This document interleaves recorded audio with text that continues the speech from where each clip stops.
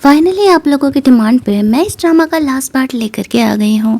यह ड्रामा का पार्ट बहुत ही रोमांटिक होने वाला है। इस एपिसोड के स्टार्टिंग में हम लोग देखते हैं कि एना इस तरीके से अपने कॉलेज में थी, जहाँ पर कि लिली सबको ये शो ऑफ कर रही थी कि गोयन उसका रिलेटिव है ना, तो देखना वो उसके बुलाने पर कल होने वाले पार्टी में आ ही जाएगा। एना कंफ्यूज थी कि कौन से गोयन के बारे में बात हो रही है। क्लास मॉनिटर और एक और लड़की जो कि एना की एक्चुअल में फ्रेंड थी उसे बताती है। एना कंफ्यूज कि क्या गोयन सच में यहाँ पे लिली को इतना भाव देने वाला है। खैर वो इन चीज़ों को इग्नोर ही कर देती है। तभी वहाँ पर टीचर आते हैं और बताते हैं कि एक्चुअल में कल कॉलेज में एक डांस पार्टी होने वाला है, जहाँ पर कि सबको अपने लिए एक पार्टनर लेकर के आना है और ना ही कोई एब्सेंट कर सकता है और ना ही वहाँ पर पार्टनर के बिना आना है, वरना यहाँ पर जो है पॉइंट्स कटेंगे। अब है ना सोच रही थी कि क्या झंझट है यार। वो वहाँ से बाहर निकलती है। तभी क्लास मॉनिटर आता है और वो है ना को कहता है कि वो नया नया यहाँ पर ट्रांसफ़र हुई है और अगर वो चाहे तो वो उसका पार्टनर बन सकता है। ये क्लास मॉनिटर एक्चुअल में लिली को पसंद किया करता था, लेकिन एना उसे कह देती है कि आई एम सॉरी, मेरा कोई और पार्टनर है। उसने तो सोचा था कि वो गोयन से इस बारे में पूछ लेगी। बेचारे हमारे मॉनिटर भाई साहब का तो मूड ही ऑफ हो जाता है। कहाँ वो एना को पटाने के इरादे में था। एना घर जाती है, वो गोयन के प्यार से लैब में बैठती है और उसे कहती है कि कल वो क्या कर रहा है। वो अपने सेक्रेटरी से कल का अरेंजमेंट पूछता है तो उसका सेक्रेटरी कहता है कि कल वो लिली और शेयर होल्डर्स के साथ मीटिंग करने के लिए जा रहा है। एना सोचती है अब लिली उसकी फियांसे है तो इट्स ऑब्वियस कि गोयन लिली को छोड़ करके तो उसके साथ जाएगा ही नहीं। इसी वजह से वो उसे बोलती भी नहीं है कि उससे क्या काम है और थोड़ा सा गुस्सा करके अपने कमरे में चली जाती है। गोयन को खुद समझ में नहीं आता कि क्या हुआ। कमरे में जाकर के वो सोच रही थी कि वो कल की पार्टी के बारे में क्या करेगी। उसने तो ऐसे क्लास मॉनिटर को भी मना किया है और गोयन भी उसे रिजेक्ट कर रहा है। खैर अगली मॉर्निंग उसके पास एक काफ़ी हॉट सी ड्रेस थी। वो वही ड्रेस पहन करके पार्टी में जाने का सोचती है। नेक्स्ट सीन हम लोग उसी पार्टी का देखते हैं जहाँ पर कि लिली आई हुई थी।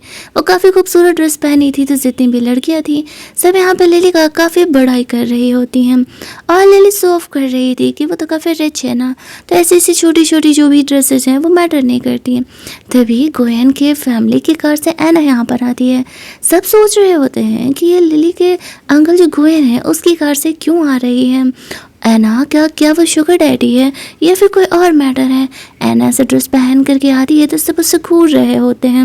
वो क्लास मॉनिटर के साथ अंदर पार्टी में चली जाती है। लिली के मन में बहुत से सवाल आ रहे थे कि आखिरकार एना के पास ये कार से आने का पावर कहाँ से आया, बट वो फिलहाल के लिए इन चीज़ों को इग्नोर कर देती है और सब पार्टी में अंदर जाते हैं। अब वहाँ पर पार्टी में जब सब अंदर जाते हैं तो लिली अपने दोस्तों के साथ मिल करके एना के इंसल्ट करने से बाज नहीं आ रही होती है। तो एना भी उससे कमेंट करती है, अरे अरे तुम तो कल बड़ा शो ऑफ कर रही थी कि तुम अपने अंकल गोयन को भी इस पार्टी में बुलाओगी, तो तुम कॉल क्यों नहीं कर रही हो। लिली यहाँ पर बहाना करती है कि मेरा अंकल कोई ऐरा तो इंसान है नहीं जो कि ऐसी छोटी मोटी पार्टीज में कॉल करने पर आ जाए, वो बहुत ही बिजी रहता है। एना इस बात पर हंसते हुए कहती है, कहीं ऐसा तो नहीं ना कि तुम्हारे अंकल से तुम्हारा कोई कनेक्शन ही ना हो। लिली यहाँ पर बात पलटने के लिए उल्टे एना का इंसल्ट करने लगती है कि वो अपने शुगर डैडी के साथ क्यों नहीं आई, वो सब देखना चाह रहे थे।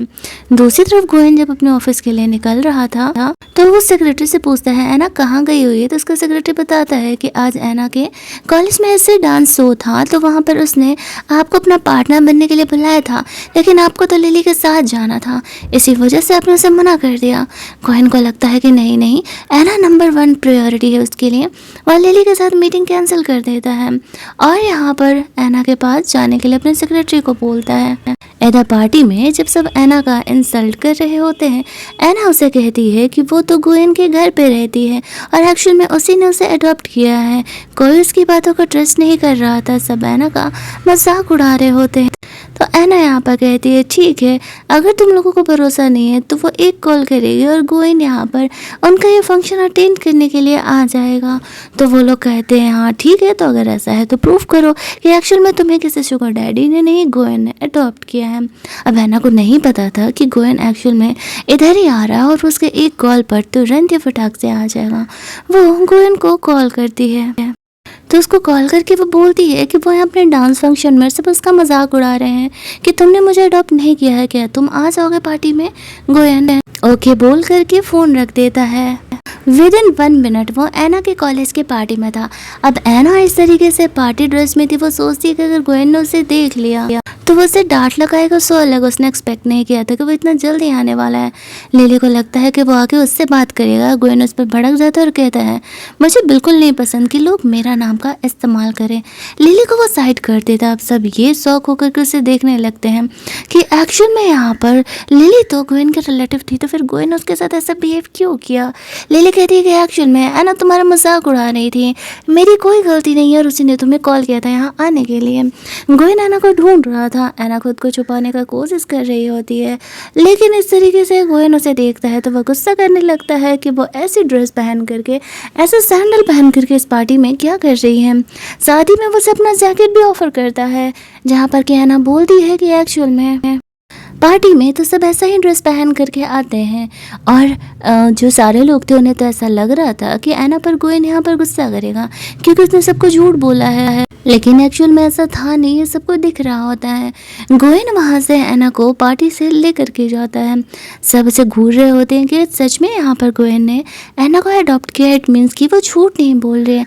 ऐना यहाँ पर थोड़ी सी एम्बैरस होने लगती है क्योंकि गोयन इतना केयर करते हुए सबके सामने से ले करके जा रहा था, कहीं कोई उन दोनों के रिलेशनशिप को गलत ना समझे।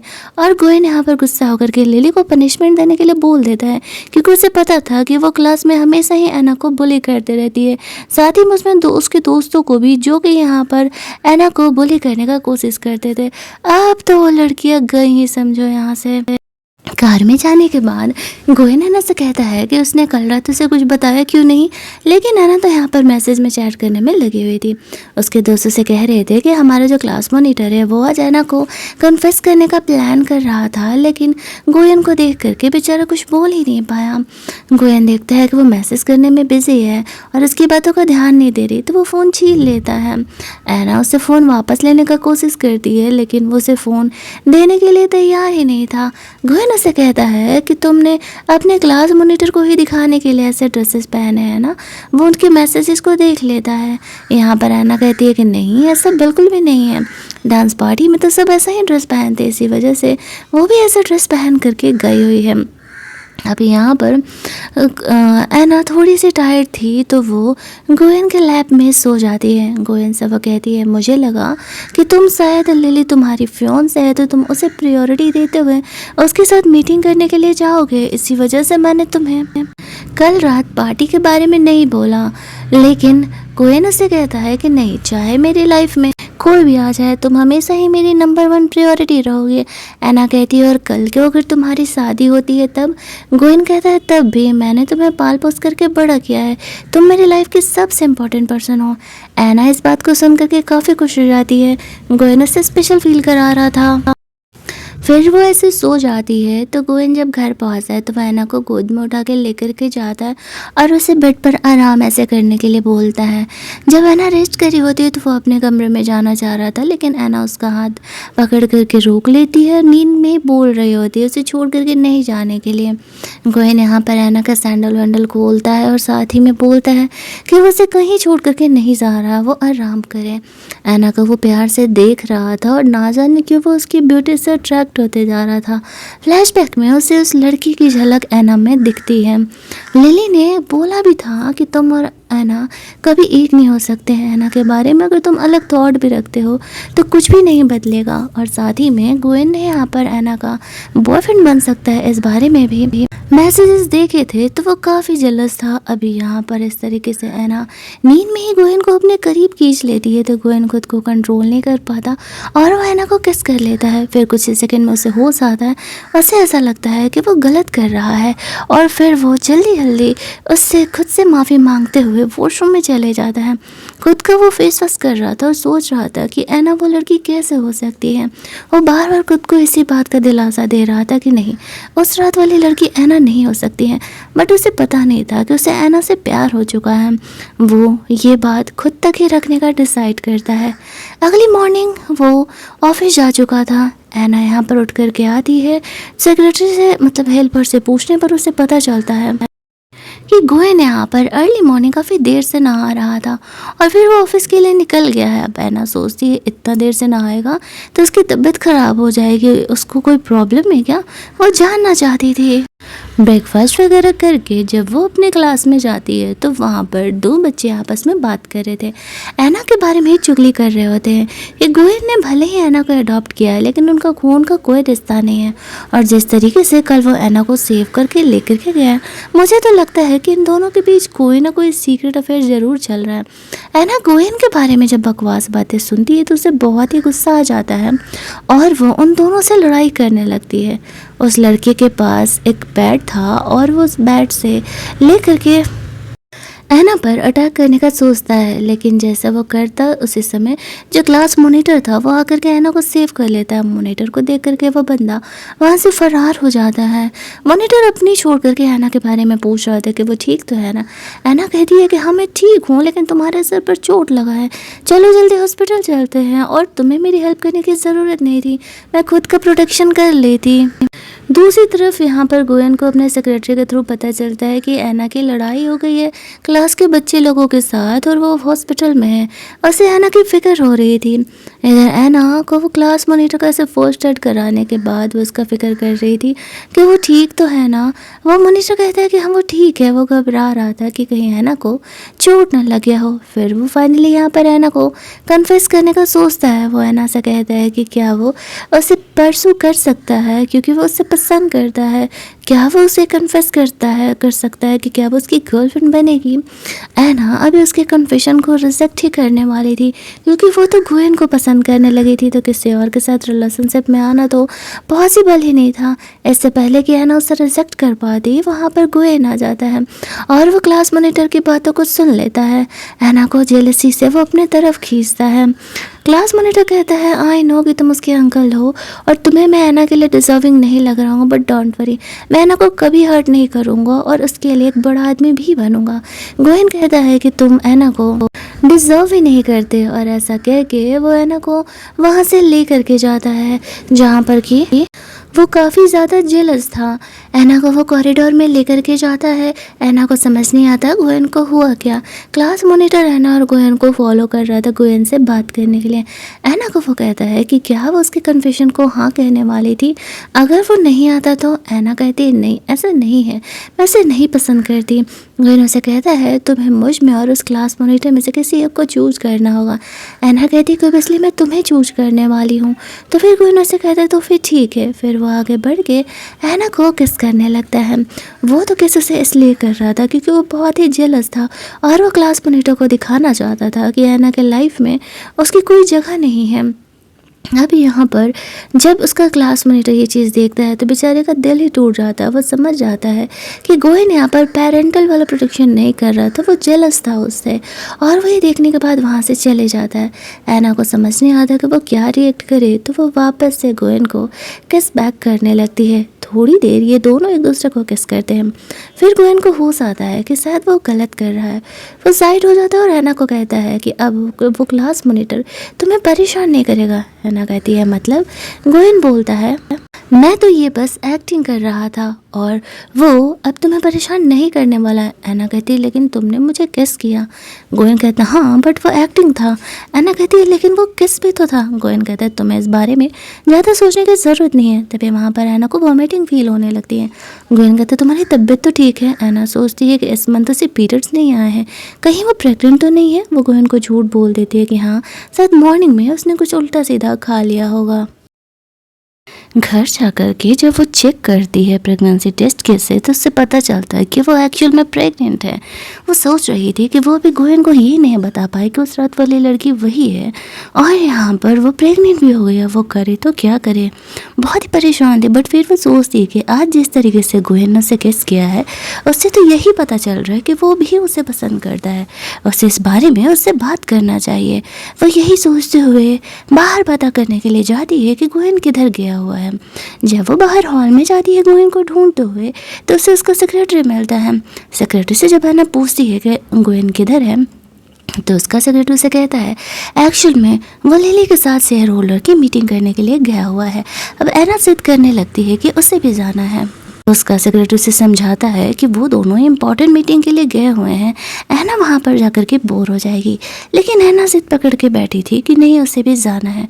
तो फिर भला गोयन का सेक्रेटरी कहाँ ही मना कर पाता। वो ऐना को कंपनी में लेकर के जाने के लिए रेडी हो जाता है। मीटिंग में गोयन के आने के पहले ऐना यहाँ पर उसके टेबल के नीचे जाकर के छुप जाती है। वो गोयन को सरप्राइज देना चाहती थी। थोड़ी देर में वहाँ कंपनी में सारे लोग आते हैं। गोयन अपनी सीट पर जाकर के बैठता है।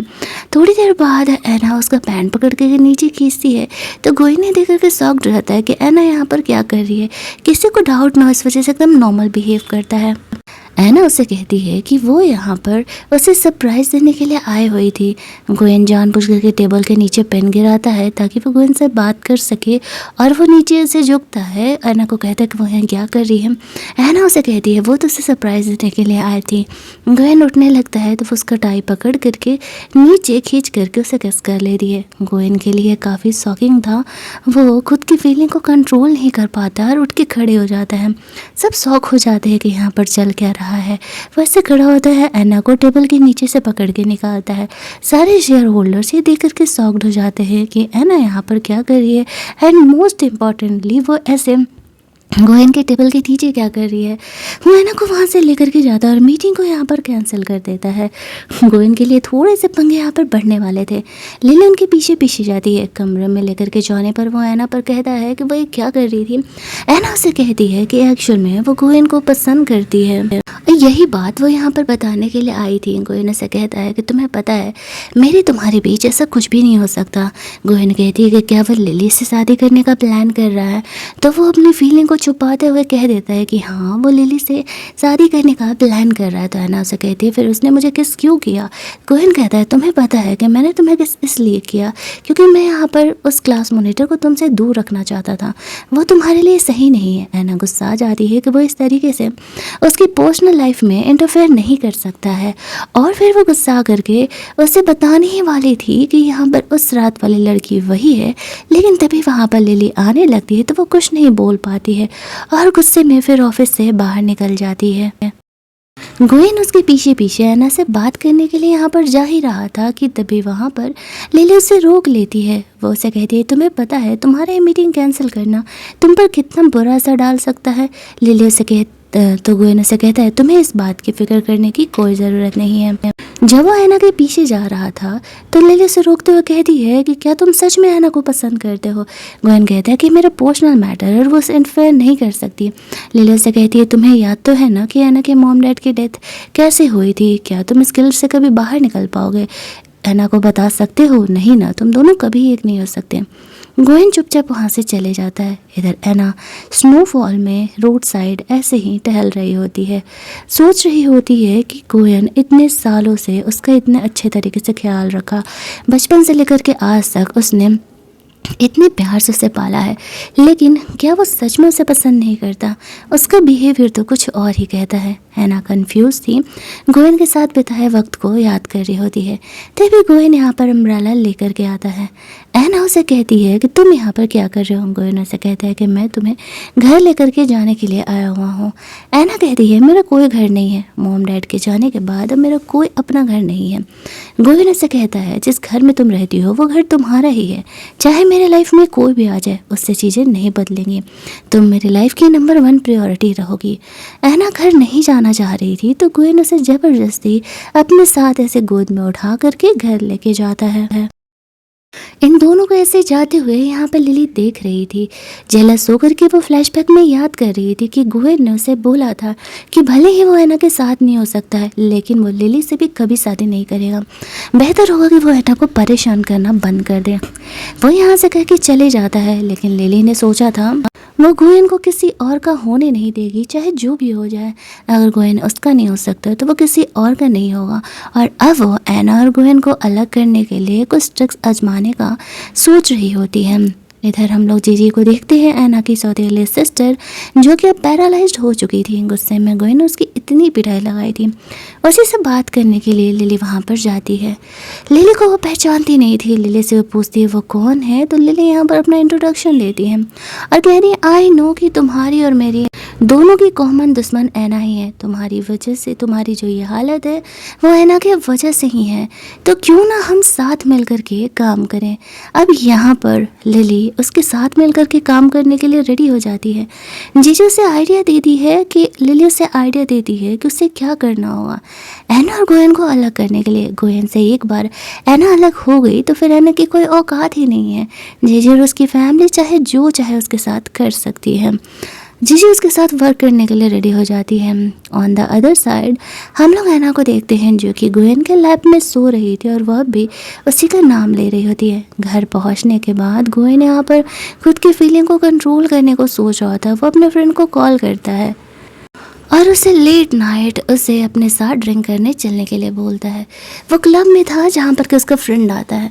उससे पूछता है क्या हुआ, बताओ इतने इमरजेंसी में तुमने क्यों बुलाया। गोयन कहता है कि शायद मुझे किसी से प्यार हो गया है। शुरुआत में तो उसके फ्रेंड को इस बात का भरोसा ही नहीं होता क्योंकि इतने सालों से गोयन को कभी किसी से प्यार हुआ ही नहीं। अचानक से वो उसे कह रहा है कि उसे किसी से प्यार हो गया है। वो पूछने लगता है कि क्या वो सीरियस है, इस बार मैटर क्या है, क्या लड़की उसे पसंद नहीं करती। गोयन कहता है कि नहीं, लड़की भी उसे पसंद करती है, लेकिन प्रॉब्लम ये है कि अगर वो रिलेशनशिप में आते हैं तो ये रिलेशनशिप आगे चल के उस लड़की को हर्ट कर सकता है। उसे क्या करना चाहिए। उसका फ्रेंड से समझाता है कि देखो प्रॉब्लम्स किन के लाइफ में किन के रिलेशनशिप में नहीं आता है, लेकिन अगर तुम दोनों एक दूसरे को पसंद करते हो तो फिर तुम्हें एक होने से नहीं रुकना चाहिए। तुम उस लड़की को परसू करो और उसे तुम प्रपोज करो कि तुम एक्शन में उसे पसंद करते हो। गोयन को अपने फ्रेंड की बात अच्छी लगती है, वो यही सोचता है। अगले दिन वो ऐना को पटाने के लिए कुछ डोमिनरिंग सीईओ के बुक्स को पढ़ रहा होता है। तभी ऐना यहाँ पर उससे कुछ मैथ्स के प्रॉब्लम सॉल्व कराने के लिए आ जाती है, तो गोयन जल्दी जल्दी वो बुक छुपाने के चक्कर में नीचे गिरा देता है। ऐना उस बुक्स को देख के सोच रही थी कि गोयन ये क्या पढ़ रहा है, उसे समझ में ही नहीं आता। फिर गोयन उसे पूछता है कि वो यहाँ क्या कर रही है। ऐना कहती है कि एक्चुअल में उसे ये मैथ का प्रॉब्लम नहीं समझ में आ रहा था, तो वो उसे पूछने के लिए आई हुई थी। तो गोयन ऐना को अपने चेयर पर बैठने के लिए बोलता है और उससे वो मैथ का प्रॉब्लम समझा रहा था। जैसे कि वो बचपन में उसे पढ़ाया करता था वैसे ही वो अब भी ऐना को वो प्रॉब्लम सॉल्व करवा रहा होता है। ऐना को कुछ और ही थॉट्स गोयन को लेकर के मन में आ रहे थे और वो आगे बढ़ के गोयन को किस कर लेती है। यहाँ पर गोयन को उसके फ्रेंड की बात याद आती है कि अगर तुम उस लड़की को पसंद करते हो तो खुद की फीलिंग को मत रोको।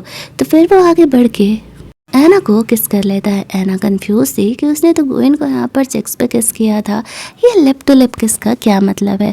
सीन यहाँ से कट होता है। ऐना को हम लोग दूसरे कमरे में देखते हैं जहाँ पर कि वो सोचती है कि ये तो चांसेस है कि गोयन उसे पसंद करता है, भले वो उसकी बात को मान नहीं रहा।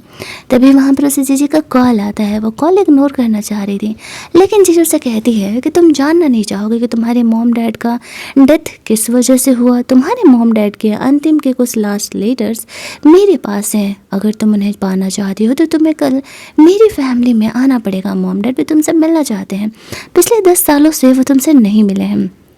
अब ऐना सोचती है एक्शन में उसे जानना तो है कि उसके मॉम डैड का मौत हुआ कैसे था। तो वह जीजी के कहने पर उसके घर आने के लिए रेडी हो जाती है। फ़ोन रखती है। यहाँ पर गोयन फ्रूट्स लेकर के आता है। ऐना थोड़ी सैड थी। गोयन उससे पूछता है क्या हुआ, तो यहाँ पर ऐना उसे कहती है जीजी ने उसे फ़ोन किया था और उसे घर पर बुला रही है। गोयन उसे कहते हैं तुम्हें जाने की कोई ज़रूरत नहीं है। ऐना कहती है कि नहीं, इस बार वो जाना चाहेगी, अब वो बड़ी हो गई और अब उनसे डर नहीं लगता। गोयन कहता है ठीक है, मैं हमेशा ही तुम्हें प्रोटेक्ट करने के लिए हूँ, अगर तुम जाना चाहती हो तो तुम जा सकती हो। ऐना उसे ये नहीं बताती है कि जीजी उसे अपने मॉम डैड के लास्ट कुछ लेटर्स को देने के लिए बुलाया है, तो वो उसे इस तरीके से अलाउ कर देता है।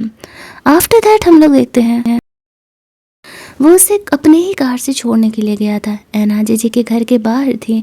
वो उसे एक ईयरबड देता है और खुद भी एक ईयरबड पहन लेता है। ऐना को वो कहता है कि कुछ भी प्रॉब्लम हो तो सिर्फ मुझे इन्फॉर्म कर देना, मैं बाहर ही हूँ। ऐना जानती थी कि गोयन उसे कभी हर्ट होने नहीं देगा, इसीलिए वो कॉन्फिडेंटली घर के अंदर जाती है, जहाँ पर कि गोयन के सेक्रेटरी ने पहले से ही कुछ स्नाइपर्स अरेंज करके रखे हुए थे और कुछ गार्ड्स कि अगर ऐना के साथ कुछ भी पंगे हो तो वो उन्हें संभाल लें। कहानी की एंडिंग मुझे थोड़ी सी और लगे कि चीज़ों को एक्सपेंड करना चाहिए था। कुछ पॉइंट्स ऐसे कहानी में अधूरे रह गए थे जिन्हें हमें लास्ट तक भी एक्सप्लेन नहीं किया गया है। अब यहाँ पर हम लोग देखते हैं कि ऐना जब घर में अंदर जाती है तो जीजी की फैमिली ने यहाँ पर एक बिजनेसमैन को बुलाया हुआ था। वो लोग यहाँ पर ऐना को उसे सेल करने का प्लान कर रहे थे अपने बिजनेस प्रॉफिट के लिए। ऐना जब वहाँ पर जाती है तो उस बिजनेसमैन को देख करके समझ जाती है कि इनका क्या प्लान है। वो यहाँ पर आती है तो ऐना का अंकल उसे कहता है कि देखो, हमने तुम्हारे लिए बिजनेसमैन का अरेंजमेंट किया है, ये काफ़ी अच्छा इंसान है, तुम इसे अपना बॉयफ्रेंड बना सकती हो और ये तुम्हें पैसों से भी बहुत फ़ायदा देने वाला है। ऐना हंसते हुए कहती है कि तुम्हें क्या लगता है मैं गुएन के साथ रह रही हूँ और मुझे पैसों की कमी भी होगी। वो इंसान यहाँ पर अपना मोटे मोती वाला ब्रेसलेट का ये बड़ाई करते हुए कहता है कि ये कम से कम 300 मिलियन का है। तुम अगर मेरे साथ बैठ करके वाइन पियोगी तो ये ब्रेसलेट तुम्हारा। ऐना हंसते हुए कहती है कि ये ब्रेसलेट फेक है, बल्कि मेरे पास जो ब्रेसलेट है वो असली है। वो बिजनेसमैन ऐना पर गुस्सा करने लगता है तो ऐना उसकी पिटाई करने लगती है। फिर अपने अंकल को कहती है सीधे से मेरे मॉम डैड के अंतिम निशानियों को दे दो। अब सब यहाँ पर ऐना से घबरा रहे थे तो वो अपनी वाइफ को बोलता है ऐना को लेकर के जाओ उसके मॉम डैड के अंतिम निशानी देने के लिए। इधर ऐना गुएन से कनेक्टेड थी। वो बिजनेसमैन को उसकी फैमिली रुकने के लिए कहती है क्योंकि वो लोगों ने ऐना के लिए कुछ और ही अरेंजमेंट्स करके रखे हुए थे। ऐना उनके साथ ऑफिस में जाती है जहाँ पर कि जीजी से उसके मॉम डैड का ऐसे कुछ लास्ट लेटर्स देती है। साथ ही में उन्होंने एक फेक विल बनाया हुआ था जिस विल में ये लिखा था कि उसके मॉम डैड के जाने के बाद सारी प्रॉपर्टी जीजी की फैमिली संभालने वाली है। ऐना जानती थी कि ये जो विल है वो फेक है, लेकिन फिर भी वो चाह करके कुछ कर नहीं पा रही थी। यहाँ पर वो गुस्से में उनसे असली विल का डिसाइड करती। तभी इन लोगों ने यहाँ पर एक लव डॉट वाला ऐसा इंसेंस कमरे में जला करके रखा था जो कि ऐना पर असर करने लगता है। इस चीज़ को देख करके जीजी हंसने लगती है। उसे लगता है कि उसका प्लान सक्सेसफुल हो रहा है। वो अपनी मॉम को कहती है जाओ उस बिजनेसमैन को कमरे में लेकर के आओ, और फिर लंगड़ाते हुए ऐना के पास पहुँचती और कहती है तुम्हें पता है एक्चुअली में तुम्हारे ग्रैंडफादर को जो हार्ट अटैक आया था वो तो मेरे फादर ने ही अरेंज किया था।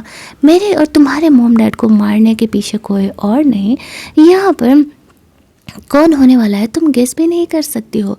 अब यहाँ पर ऐना सच में गेस नहीं कर पा रही थी, लेकिन इतना तो था कि इसमें जीजी ने अपने मॉम डैड के बहुत सारे क्राइम को एक्सेप्ट कर लिया था।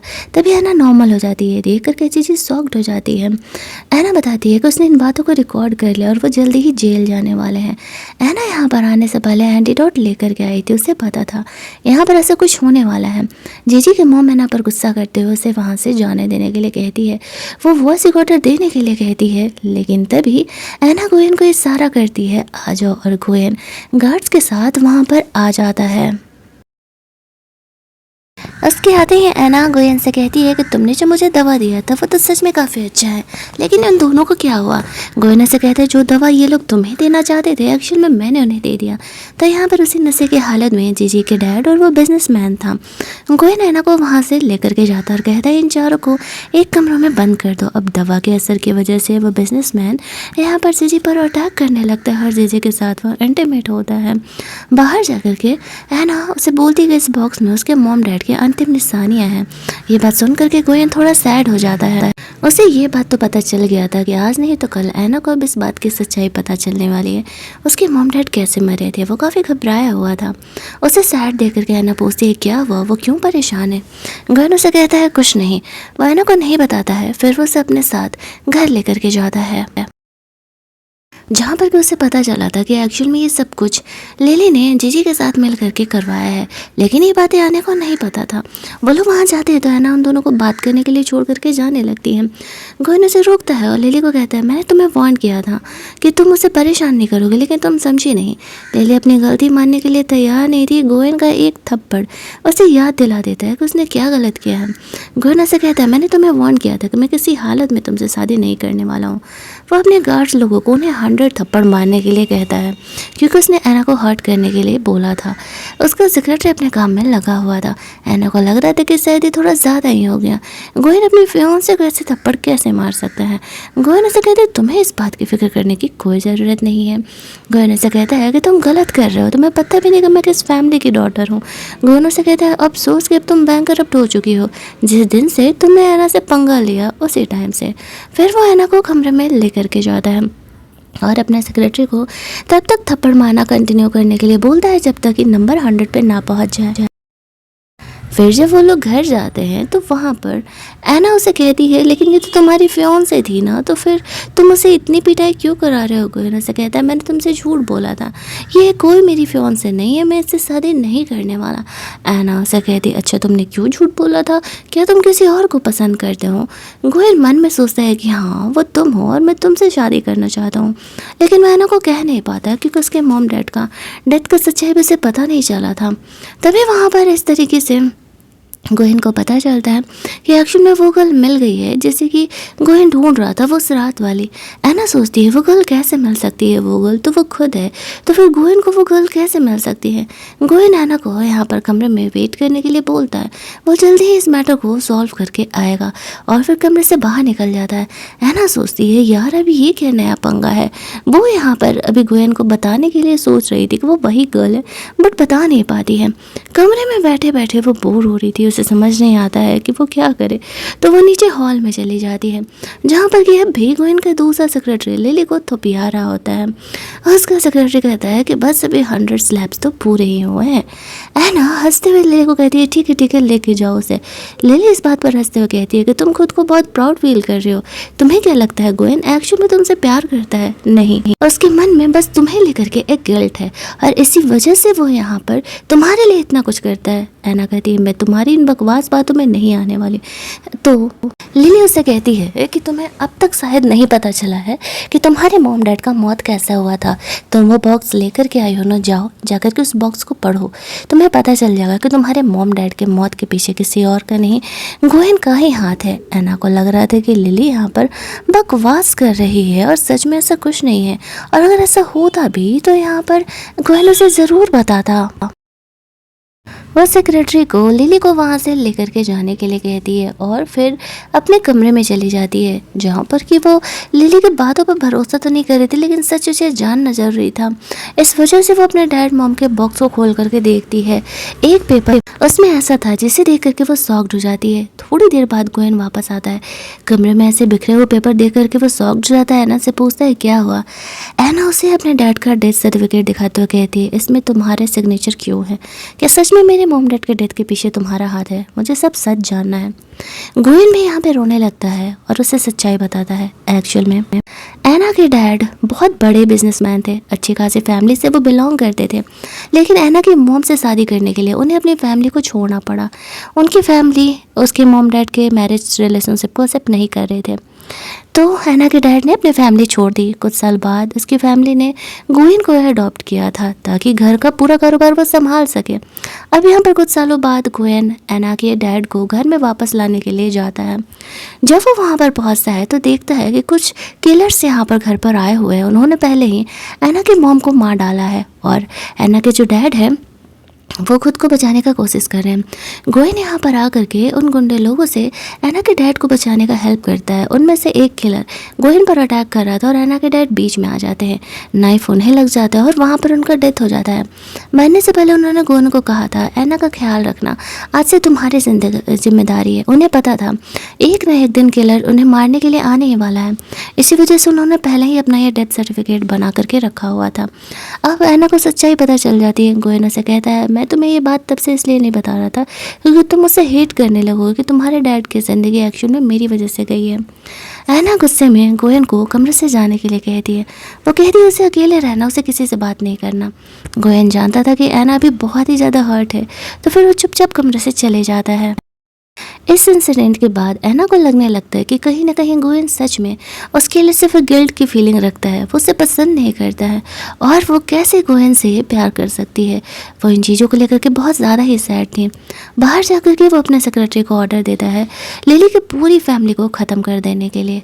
इस बात को 3 दिन बीत जाते हैं, ना तो गोयन नहीं ऐना दोनों ने कुछ भी नहीं खाया था। उसके सेक्रेटरी पर दोनों की सिचुएशन को देख करके तरस आ रहा था। वो जानता था कि फ़िलहाल उसकी औकात नहीं है इन दोनों के बीच में बोलने की, लेकिन वो ऐना और गोयन का हेल्प करना चाहता था। तो वो डिसाइड करता है कि वो पर्सनली ऐना को ये चीज़ें एक्सप्लेन करेगा। वो गोयन की पर्सनल डायरी लेकर के ऐना से बात करने के लिए चले जाता है। ऐना अपने कमरे में सैडली बैठी हुई थी। उसका सेक्रेटरी उसे कहता है, आई नो कि तुम दोनों के बीच में बोलने की मेरी कोई औकात नहीं है, लेकिन फिर भी ये गोयन की पर्सनल डायरी है, एक बार तुम इसे ज़रूर ही पढ़ना। ये तुम्हारे फैमिली को लेकर के गिल्ट में ज़रूर था, लेकिन वो तुमसे प्यार भी करता था। मैंने कभी गोयन को किसी के लिए इतना केयर करते हुए नहीं देखा। आई नो तुम्हें मेरी बातों पर भरोसा नहीं हो रहा होगा, लेकिन इस डायरी को जब तुम पढ़ोगी तो समझ जाओगी। गोयन खुद भी एक विक्टिम था। तुम्हारे डैड के मौत का जिम्मेदार वो नहीं है, लेकिन फिर भी वो अब तक गिल्ट में ही जी रहा था। तुम्हारे डैड को मरना लिखा था। तुम्हारे डैड को मारने के लिए पहले से वहाँ पर किलर्स आए हुए थे।